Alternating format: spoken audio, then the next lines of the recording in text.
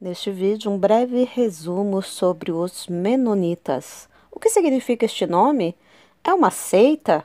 Estabelecimento da Igreja Menonita, perseguições, influências, crenças básicas e outras informações. Seja bem-vindo ao Diário Pentecostal Historiando, análise histórica e crítica sobre o movimento pentecostal brasileiro. Se inscreva no canal e siga nossas redes sociais. O povo que não conhece a sua história está condenado a repeti-la. Os primeiros organizadores da Igreja Menonita, Conrad Grebel da Suíça e Menno Simons na Holanda, frisaram a verdade e o Espírito Santo como características fundamentais da Igreja, baseados no Novo Testamento. Da reforma do século XVI, desenvolveram-se 4 grandes ramos da Igreja: Igreja da Inglaterra, os luteranos da Alemanha, os reformadores da Suíça, França, Holanda e Escócia presbiteriana, e os anabatistas, de onde vieram os menonitas.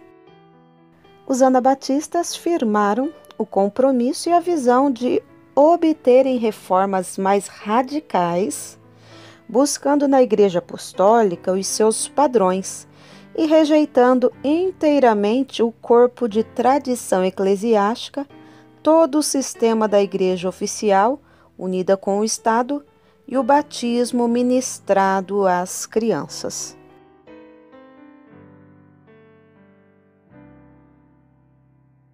Alguns reformadores, o anabatismo, estabelecimento da Igreja Menonita, perseguição, influência, chegada no Brasil, os Menonitas hoje, crenças básicas, testemunhas sem reserva, santidade e fraternidade, comunidade voluntária e discípulos de Jesus Cristo. O estímulo inicial ao anabatismo foi do reformador Zwinglio, em Zurique, Suíça, no período de 1519 a 1523. Conrad Grebel e seus amigos, eles queriam desenvolver o programa original de Zwinglio, estabelecendo congregações livres, com discípulos dedicados, batizados após uma confissão de fé em Jesus Cristo e que seguiam a nova vida. Veja 7 itens básicos que resume o anabatismo. Somente as Escrituras, como autoridade de fé e prática, pelo poder do Espírito Santo, a interpretação da Bíblia com a ajuda do Espírito Santo, seguindo a Cristo na vida, ou seja, seguir radicalmente os ensinos de Cristo, amor, opor-se ativamente ao mal em amor, sem violência. Somente crentes, adultos batizados formam a igreja, pois podem arrepender e aceitar a salvação contra a igreja estatal e ao batismo infantil. A regra de Cristo, a admoestação, a disciplina na igreja deve ser exercida segundo os padrões bíblicos, especialmente Mateus 18, visando uma vida e compromisso cristãos autênticos. E 7, nunca sozinhos. A vida cristã deve ser a de comunidade que vive física, emocional, espiritual, financeiramente em auxílio mútuo. A Igreja Menonita, então, tem a sua origem nos meados da década de 1520, com o reformador protestante Ulrich Zwinglio, na cidade de Zurique, na Suíça. Em janeiro de 1525, Conrad Grebel iniciou o batismo dos crentes, estabelecendo o que hoje é chamado de Igreja Menonita. Vários dos seus seguidores se afastaram quando ele começou a fazer parte do conselho político que governava a cidade, porque este interferia nas decisões e na vida da igreja. Então, para esses seguidores de Zwinglio, a igreja deveria seguir somente os ensinos de Cristo, como estão registrados nos evangelhos, e não deveria permitir a intromissão de interesses do poder político. Assim, em 25 de janeiro de 1525, eles tomaram a decisão de se rebatizarem como adultos em base à sua fé e de servir a Cristo. Mas como naquela época o rebatismo era considerado ilegal e também rebelião contra a igreja e a ordem social, eles foram perseguidos, presos e até martirizados. Então, a partir desta data, foram denominados de anabatistas por praticarem o rebatismo, já que tinham sido batizados como criança na igreja católica ou mesmo protestante. Para eles, a igreja deveria ser formada por pessoas que, por uma decisão voluntária, queriam seguir a Cristo e seus ensinamentos, formar uma comunidade onde todos se ajudavam mutuamente, onde eram considerados todos iguais, para que não houvesse uma estrutura de opressão dos líderes sobre os liderados, e onde houvesse a prática da paz e da não violência, como ensina o Evangelho. Esse movimento da Reforma Protestante, denominado de Anabatista, se espalhou rapidamente pela Europa Central, principalmente entre as pessoas que formavam a classe socioeconômica mais pobre, como artesãos, camponeses e outros marginalizados, mas também por monges e freiras que haviam abandonado suas ordens. Na Holanda, o movimento anabatista chegou em 1530, formando diversas comunidades que estudavam a Bíblia para colocá-la em prática. Mas também havia pessoas entre eles com tendências extremistas, que criavam desordens e fanatismo religioso. Então isso chamou a atenção de um sacerdote católico chamado Menno Simons, que começou a investigar os acontecimentos e também a estudar os evangelhos para melhor poder instruir os fiéis de sua igreja. Então, com os estudos das escrituras, ele, Menno Simons, foi profundamente tocado pelos ensinos de Cristo e deixou o sacerdócio em 1536, unindo-se a um grupo de anabatistas pacifistas que haviam se afastado dos extremistas. Logo, ele foi chamado para ser o líder da igreja e acabou trazendo coesão, direção para as centenas de pequenas igrejas que se reuniam em casas, porões, estábulos, cavernas, bosques, etc. Então, a nova liderança de Menno Simons teve uma grande importância em direcionar as igrejas para o único fundamento da fé em Jesus Cristo. O texto-chave para ele era 1 Coríntios 13:11, porque ninguém pode lançar outro fundamento além do que foi posto, o qual é Jesus Cristo. As igrejas anabatistas passaram a ser conhecidas pelo nome do seu líder, menonitas. O termo menonita originou-se de Menno Simons, ex-padre católico que foi convertido e se uniu ao grupo anabatista holandês em 1536. Então, durante 25 anos, ele pastoreou as igrejas espalhadas pela Alemanha e Holanda, orientando o movimento. A partir de 1525, com o crescimento concentrado das igrejas anabatistas na Suíça, sul e noroeste da Alemanha, Holanda e leste da Áustria, foram perseguidos de modo terrível pela Igreja Romana. E até os luteranos e zwinglianos, especialmente pela recusa de batizarem as crianças e também oposições às igrejas ao Estado. Eles foram torturados, queimados, afogados e mortos à espada, sendo que houve praticamente o extermínio da humanidade, com sobrevivência de pequenos grupos espalhados pela Suíça, Alemanha e Holanda. Então, por causa das perseguições e das restrições para os seus cultos e reuniões, eles procuravam por lugares onde eles eram tolerados. Assim, muitos emigraram da Holanda e do norte da Alemanha para a região da antiga Prússia, que hoje faz parte da Polônia. Em 1611, ingleses influenciados pelo ponto de vista menonita fundaram a primeira igreja batista, ou Anabatista da Inglaterra, sendo que deles procederam os demais batistas que fundaram muitas igrejas no mundo da língua inglesa. Da raiz anabatista surgiram vários grupos, tais como os congregacionais, quakers, eteristas e os Amish. Em busca de completa liberdade religiosa, milhares de menonitas de origem suíça, holandesa e russa migraram nos séculos XVIII e XIX para a América do Norte. Da Polônia, imigraram a partir de 1790 para a Ucrânia, por falta de novas terras, e ameaça da invasão de Napoleão, e por terem recebido um convite da czarina Catarina, a Grande da Rússia, para ocuparem e colonizarem essas terras.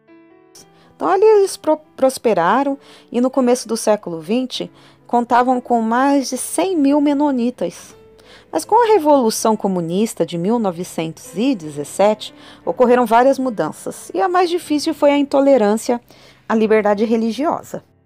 Muitos deles conseguiram emigrar para o Canadá até 1926, e os que ficaram, eles tinham esperanças de que a situação poderia melhorar. Mas em 1929, o governo confiscou todas as propriedades privadas, inclusive as igrejas e escolas. Então, não restava outra saída a não ser de sair para algum outro país que lhes oferecesse liberdade. Assim, em 25 de novembro de 1929, apenas 5 mil menonitas conseguiram vistos para sair, e depois de alguns meses na Alemanha, os únicos países dispostos a recebê-los foram o Brasil e o Paraguai. A partir de fevereiro de 1930, chegaram ao Brasil 1.250 menonitas, que foram assentados na região central de Santa Catarina, então município de Ibirama, em uma área de muitas serras e florestas tropicais. Para estes colonos, acostumados a terras planas e de campos, foi de muita dificuldade de adaptação e sobrevivência econômica. Por indicações de um médico que o senhor Jacó Gossen conheceu ainda no Rio de Janeiro, quando da chegada dos imigrantes, de que Curitiba era uma cidade muito bonita e de clima agradável para os europeus, ele veio conhecer a cidade e logo trouxe consigo a sua família. Chegaram em Curitiba em dezembro de 1931 e depois de uma viagem de 2 semanas de carroça desde Santa Catarina. A maioria dos menonitas que ali chegaram procurava alugar ou comprar pequenas propriedades no bairro da Vila Guaíra, porque ali moravam várias famílias de origem alemã. Então, para os cultos, eles se reuniam em casas, e o primeiro batismo foi em dezembro de 1937. 5 anos depois, em 1942, foi construída a primeira capela, ainda de madeira, e em 1964, o local que ainda hoje eles usam está localizado na Rua Amazonas 986. Então, até a década de 1970, os cultos eram só no idioma alemão. Até o ano de 2001, havia 2 cultos, um em alemão e outra em português. A partir dessa data, os cultos e as atividades começaram a ser feitas no idioma português. Hoje, algo em torno de 50% dos membros e participantes não são de origem étnica alemã. No Brasil, existem basicamente 3 grupos menonitas. Primeiro, Igreja de Deus em Cristo, menonita estabelecida em Rio Verde, Goiás. Também Associação das Igrejas Evangélicas Irmãos Menonitas do Brasil, estabelecidos na região sul e em São Paulo, formado basicamente por famílias de origem alemão-russa refugiados no Brasil de 1930 e de brasileiros e descendentes convertidos. E a Aliança Evangélica Menonita, fruto de trabalhos missionários de menonitas da América do Norte, e conta com igrejas nos estados do Pará, Tocantins, Goiás, Pernambuco, São Paulo e Paraná. Tem igrejas menonitas nos 6 continentes: África, América do Norte e do Sul, Ásia, Áustria e Europa. É resultado da imigração e expansão missionária, embora haja uma grande concentração lá na América do Norte. Há congregações espalhadas por mais de 80 países e um número estimado superior a 1 milhão de cristãos menonitas em todo o mundo. Para os menonitas, a verdade cristã é eterna e imutável. Eles aceitam toda a Bíblia como sendo a inspirada palavra de Deus, inerrante em seus conselhos e autorizada em seus mandamentos. 2 de Timóteo 13,16. O Novo Testamento para eles é decisivo em sua autoridade sobre o Velho Testamento, Hebreus 8:6, e a figura de Jesus Cristo, o Verbo que se fez carne, e é critério para toda interpretação da Bíblia. Para eles, para os menonitas, a congregação é considerada como um lugar onde a Bíblia pode explicar-se melhor. A mensagem da igreja deve ser, portanto, a palavra do Senhor, sem adição ou subtração, e seus princípios contextualizados e aplicados à vida do presente século. Quando os irmãos se reúnem para o estudo e adoração em busca de soluções de seus problemas, o Espírito Santo fala claramente à vida deles de forma viva, pessoal e atual. Como parte da família das denominações cristãs, os menonitas dão testemunho da sua fé, realçando alguns princípios, os quais acreditam ser de vital importância para a vida da igreja. Embora hoje seja comum à maioria das denominações, estes pontos devem ser realçados, pois motiva eles e alerta a uma vida cristã onde a fé viva leva as pessoas a serem relevantes como igreja, especialmente no atual momento, onde várias igrejas levam as pessoas a uma fé não operante. Tiago 2, do 14 ao 26. Para os menonitas, o batismo cristão é testemunho da entrega pessoal e sem reserva ao domínio e senhorio de Jesus Cristo. É o símbolo da fé e arrependimento do pecado, da morte para a velha vida escrava do pecado e da ressurreição espiritual para uma nova vida em Cristo. Esta vida, segundo eles, é um compromisso e atitude na presença de Deus de seguir e divulgar as boas novas de Cristo segundo a ética do reino de Deus. A igreja menonita batiza somente discípulos adultos e responsáveis após a confissão de fé no Senhor Jesus. A salvação de crianças, como de todos, depende de algo mais significativo do que a aplicação da água no corpo. As crianças são salvas em seus primeiros anos antes de atingirem a idade da sua justificação pessoal pela obra universal do sacrifício de Cristo. Mateus 10 e 14. Cristo morreu para trazer vida à humanidade da mesma maneira que Adão, com seu pecado, trouxe a morte à raça humana. Romanos 5. Pelo fato da igreja ser formada por irmãos e irmãs no Senhor, seria imprópria a formação de qualquer facção que possua certas informações ou planos secretos. Os menonitas, portanto, eles se opõem a todos os juramentos restritos de fraternidade e sociedades secretas, como, por exemplo, maçonaria e Rosa Cruzes. Eles desenvolvem uma vida com um relacionamento vertical, ou seja, em relação a Deus, com pouco ou nenhuma direção do grupo. Eles praticam uma preocupação horizontal, ou seja, com o próximo, e aceita como membros aqueles que compartilham sua fé e aceita sua disciplina. A fraternidade da igreja busca a santidade e fé pessoal com um bom testemunho da fé viva e no exercício das responsabilidades da vida cristã. Como fraternidade, eles enfatizam a verdade do sacerdócio universal dos santos e não fazem distinção baseada em qualquer fato terreno, riqueza, cultura, ordenação. Gálatas 3, do 26 ao 28. Então, consequentemente, os ministros são considerados mestres da palavra de Deus e de todos são considerados irmãos e irmãs no Senhor. 1 Coríntios 12, do 12 ao 27. A Igreja do Novo Testamento, segundo eles, é uma comunidade voluntária, composta de pessoas que, por decisão própria, renunciam todo o procedimento do mal e rendem suas vidas em obediência ao domínio e senhorio de Jesus Cristo. A vida comum na Igreja consiste na adoração e no viver de seus ensinamentos, e a ética do amor de Jesus rege as relações fraternais.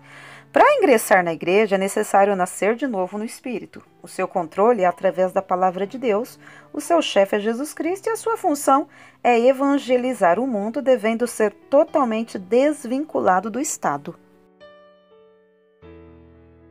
A vida dos discípulos de Jesus, segundo eles, envolve a negação de si mesmo para a causa de Cristo, devendo ser caracterizada pela simplicidade de vida, pela santidade pessoal e obediência a Cristo. O egoísmo, o luxo e a ostentação da riqueza devem ser negados e a riqueza que o crente possui deve ser vista como uma dádiva de Deus para ser usada em sua honra e obra de sua igreja. Assim, observam a verdade bíblica da igualdade diante de Deus, do homem e da mulher, com dignidade e responsabilidade específicos. No matrimônio é sagrado e para toda a vida. Eles vivem sua vida com boas relações com todos os outros discípulos, aceitam reciprocamente a responsabilidade da vida, da prática, da disciplina e ajuda mútuas, unidos e comprometidos em seguir os ensinamentos de Jesus Cristo, em amor fraternal, e buscam a reconciliação nos padrões bíblicos daqueles que ofendem e pecam, e têm a disciplina como prática dentro da congregação e é vista como amar um ao outro conforme o ensino de Jesus em Mateus 18, do 15 ao 20. É isso, pessoal. Gostaram do vídeo? Nós falamos sobre os anabatistas, o estabelecimento da igreja menonita, perseguições, influências, chegada no Brasil, os menonitas hoje, crenças básicas, testemunhas sem reserva, santidade e fraternidade, comunidade voluntária e discípulos de Jesus. Se você ainda não é inscrito, se inscreva aí e até o próximo vídeo.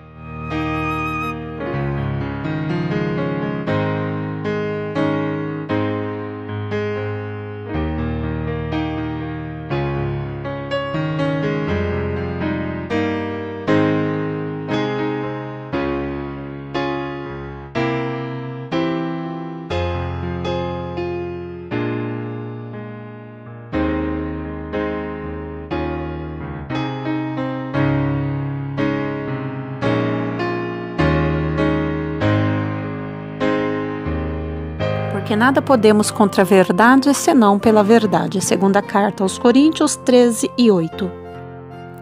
Se você gostou do conteúdo deste vídeo, se inscreva no canal, deixe o seu joinha, compartilhe e ative o sininho para receber do YouTube as notificações dos novos vídeos.